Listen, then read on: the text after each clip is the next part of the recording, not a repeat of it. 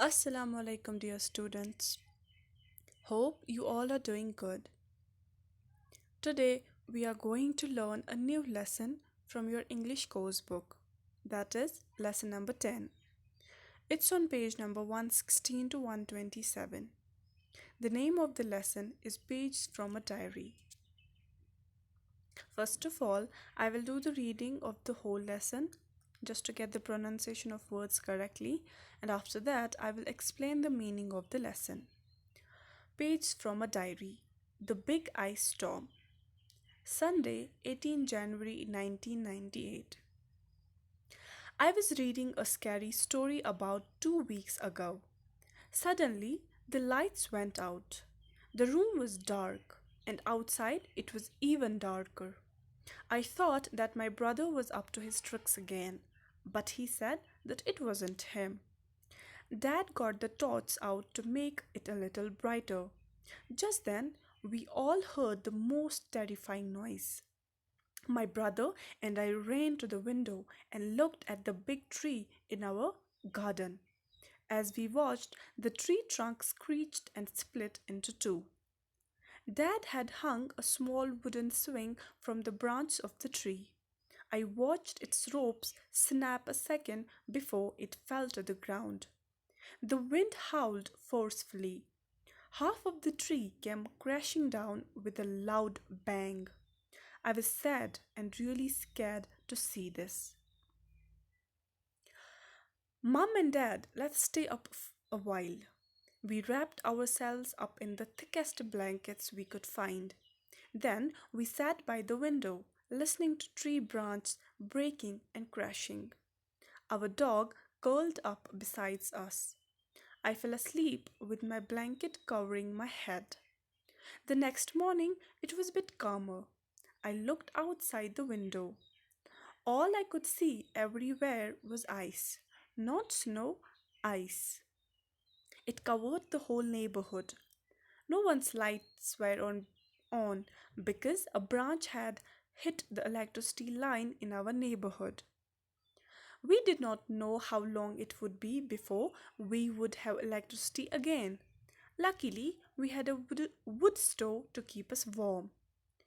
A few days later, some workmen came and put up some electricity poles. Mum invited them in, but they did not want any food. They just wanted to get warm and get the power on again. The storm turned out to be more frightening than the story I had been reading. I found out later that the newspapers called it the storm of the century. So, this is all about the reading. Now, we will get the meaning of the lesson. So, page from a diary. A diary is like a notebook which is maintained by few people. There are some people who like to maintain, who like to mention everyday activity in the diary, and they just mention the date and the day on which they will be, mentioning a particular thing about a day or a particular thought or the particular happening that has happened. So, that's something that they mention in a diary. So this is a page from a diary. There is this person, the writer, who maintains a diary. So there is a page that has been extracted, and this has been put as a lesson for you. So this page, it has been written on 18 January 1998, and the day was Sunday. I was reading a scary story about 2 weeks ago. So the writer, whoever it is, तो writer ने क्या किया है, writer कह रहा है, writer ने mention किया है अपनी डायरी में कि मैं एक बहुत ही डरावनी कहानी पढ़ रही थी. ओके 2 हफ्ते पहले मैं एक डरावनी कहानी पढ़ रही थी. Suddenly the lights went out. अचानक से जो लाइट है वो चली गई. The room was dark and outside it was even darker. So जो कमरा था ये पूरा अंधेरा छा गया कमरे में क्योंकि लाइट चली गई, लेकिन बाहर इससे भी ज़्यादा अंधेरा था. I thought that my brother was up to his tricks again. पहले मुझे लगा कि ये शायद मेरा भाई है जो अगेन प्रैंक्स खेल रहा है मेरे साथ या कोई ट्रिक प्ले कर रहा है.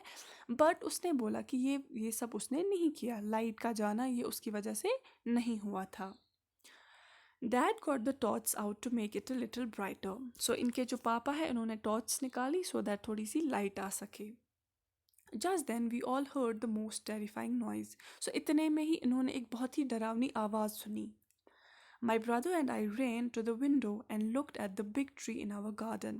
ये जो राइटर है और इसका भाई ये दौड़ के खिड़की के पास गए और ये जो इनका जो गार्डन था इनके घर के सामने, ये वहाँ की तरफ देखने लगे क्योंकि इनके गार्डन में एक बहुत बड़ा एक पेड़ था, तो ये उसकी तरफ देखने लगे जो कि इनके गार्डन में था। As we watched the tree trunk screeched and split into two. So ये देख क्या रहे हैं कि जो ये ट्री वहाँ पे है, एक जो बहुत बड़ा पेड़ इनके गार्डन में लगा था, तो इसके दो हिस्से हो गए। एक बहुत ही डरावनी सी आवाज़ वहाँ उससे आई एंड उसके दो टुकड़े हो गए उस पेड़ के। Dad had hung a small wooden swing from the branch of the tree. So इनके पापा ने क्या किया था, जो इसकी शाखें थी, जो इसकी टहनियाँ थी इस बड़े पेड़ की, उससे एक एक झूला उन्होंने लगाया था, लटकाया था। तो जो उसकी रस्सियाँ थी उस झूले की, I watch it is rope snap a second before it fell to the ground. So इसकी जो ये रस्सियाँ हैं वो टूट गई, वो अलग हो गई, वो टहनियाँ ही टूट गई और वो जो स्विंग था, वो झूला जो था वो गिर गया। The wind howled forcefully. जो आंधी थी, जो वहाँ से एक जो तेज़ हवा चल रही थी, एक बहुत ही डरावनी आवाज़ इसकी जो थी वो आवाज़ आ रही थी। Half of the tree came crashing down with a loud bang. जो भी इनके इर्द गिर्द, इनके हाउस के इर्द गिर्द जो भी पेड़ थे, तो जो आधे पेड़ जो थे वो सारे गिर गए और उनसे एक आवाज़ निकली। जब कोई चीज़ गिरती है तो आवाज़ आती है, तो वही हुआ जब सारे जो मोस्ट ऑफ द ट्रीज थे, जो आधे पेड़ जो इनके घर के अराउंड थे, वो गिर गए, तो एक आवाज़ उनसे आई। I was sad and really scared to see this. So जो राइटर है, जो लिखने वाला है, ये बहुत ही डरी हुई थी, सहमी हुई थी, और इसको बहुत डर भी लग रहा था और इसको ये बहुत मायूस भी थी ये सब देख के। मम and dad let us stay up a while. तो इसके पापा और इनकी मामा जो है वो थोड़ी देर तक जागे रहे और ये सब जागे रहे कुछ देर तक। We wrapped ourselves up in the thickest black blankets we could find. तो इन सब ने अब क्या किया, जो भी इनकी जो रज़ाई थी, सबसे जो मोटी रज़ाई थी, उससे अपने आप को कवर किया। Then we sat by the window listening to tree branch breaking and crashing. तो फिर ये वहीं खिड़की के पास जाके बैठ गए, अपने आप को जब इन्होंने रज़ाई से ओढ़ा, अपने आप को उसमें कवर किया, तो खिड़की के पास जाके बैठ गए। एंड ये वहाँ पे क्या सुन रहे थे, जो ये टहनियाँ थी, जो शाखें थी इन पेड़ों की, इन सारी जो पेड़ इनके इर्द गिर्द लगे हुए थे, तो वो जब टूट रही थी, उनकी आवाज़ें सुन रहे थे, इनको देख भी रहे थे।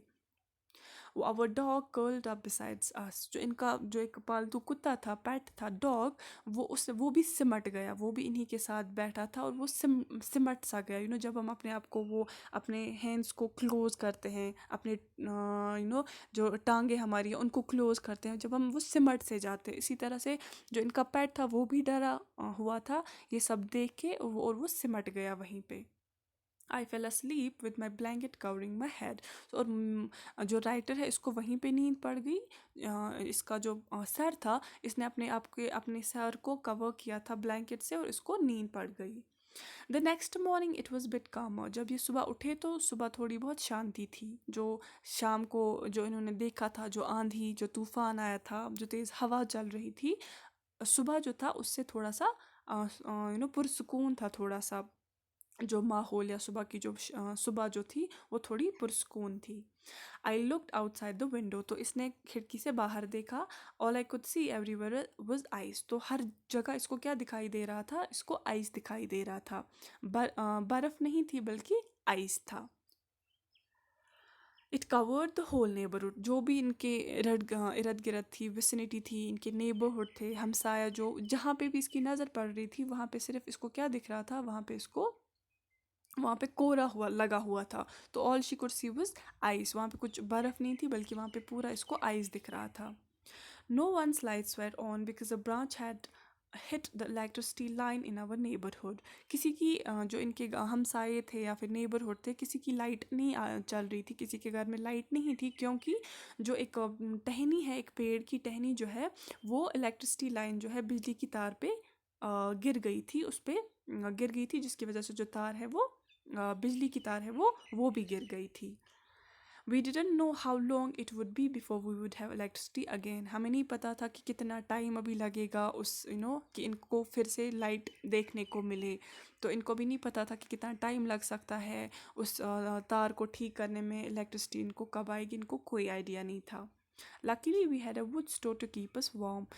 इनके पास एक वुड स्टोव था, लकड़ी से जो स्टोव, जो स्टोव लकड़ी से जलाया जाता है जो आपको वार्म रखता है विंटर्स में। तो इनके पास वो था। सो बिकॉज ये विंटर का मौसम था तो इन्होंने वही यूज़ किया अपने आप को वार्म रखने के लिए, गर्म रखने के लिए।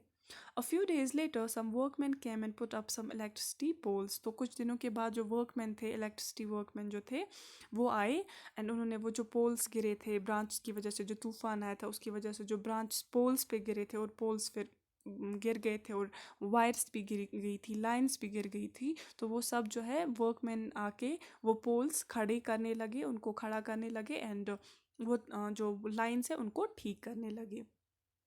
मम invited them in but they did not want any food. So इनकी जो ममा है उन्होंने उनको इनवाइट किया उन वर्कमैन को, बट उनको खाना वगैरह कुछ नहीं चाहिए था। ऑल दे वांटेड वाज कि कुछ ऐसा हमें दो जिससे हम अपने आप को गर्म रख सके, अपने आप को वार्म कर सके, बिकॉज ये विंटर का मौसम था। The storm turned out to be more frightening than the story I had been reading. तो जो आंधी, जो इसने तूफान देखा था, ये इससे भी जो स्टोरी ये पढ़ रही थी ये उससे भी डरावना था।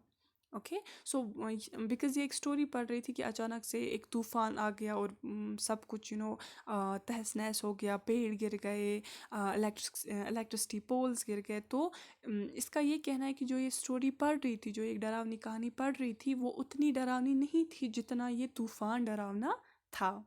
I found out later that the newspaper called it the storm of the century. बाद में न्यूज़पेपर में भी ये आया था कि जो ये तूफान था ये 100 सालों में एक ऐसी एक बहुत ही बड़ा तूफान जो है, 100 सालों में पहली बार ऐसा एक तूफान आया था। 100 सालों में ऐसा बड़ा तूफान जो है वो यही था जो इसने विटनेस किया था रात को। So this is all about the meaning of the whole lesson. I hope आपको समझ आ गया होगा। Thank you and have a very nice day.